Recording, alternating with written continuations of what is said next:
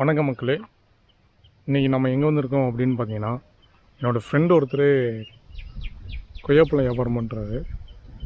அவர் வந்து அந்த தோப்புக்கு கொய்யாப்பழம் எடுக்க வந்திருக்காங்க, அதாவது மொத்தமாக எடுத்துகிட்டு போய் விற்கிறதுக்காக. ஸோ அவரை மீட் பண்ணி அவருடைய எக்ஸ்பீரியன்ஸை நம்ம கேட்கலாம். எவ்வளோ டேஸ்ட்டாக இருக்குது, இதை சாப்பிட்டு. ஓகே,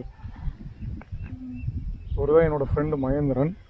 ஸோ அவர் கூட தான் நான் வந்திருக்கேன். நான் கொய்யாப்பழம் வந்து என்ன கொய்யாப்பழம் அப்படின்னு கேட்டுக்கலாம். நம்ம ஆக்சுவலி இது என்ன, இது மதுரை வத்திராயிருப்பு. மதுரை வத்திராயிருப்பு. ஓகே, இது அப்படின்னா வந்து இது ஒரு தனி ரகம். எல்லா காயோட இதுக்கு தனி சிறப்பு இருக்குது. இது சாப்பிட்டு பார்த்தவங்க, இந்த டேஸ்ட் உள்ளவங்க இதே மறுபடியும் வேணும்னு சொல்லுவாங்க. அந்த மாதிரி அவ்வளோ இனிப்பு, அவ்வளோ சுவையானது. இது சாப்பிட்டவங்க என்ன சொல்கிறாங்க? ஆக்சுவலி சாப்பிட்டவங்க நல்லா இருக்குது, சர்க்கரை குறைஞ்சிருக்கு, சாப்பிட இன்னும் சாப்பிடணும் போல தோணுது. அப்படி சுகருக்கு சாப்பிட்றாங்களா? சுகருக்கு காய் சாப்பிடுவாங்க. ஆமாம்.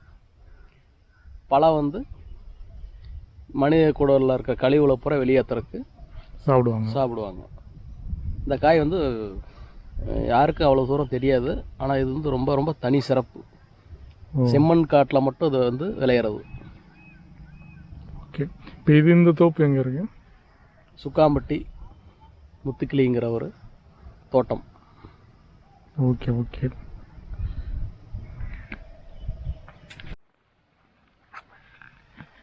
அதாவது இந்த கொய்யாக்காய் வந்து ஏன் டேஸ்ட்டாக இருக்குது அப்படின்னா, அதுக்கான ரீசன் என்னென்னா, கொஞ்சம் வறட்சியான பகுதியில் செம்மண் காட்டில் விளையிறதுனால அந்த டேஸ்ட் இருக்குது அப்படின்னு சொல்கிறாங்க.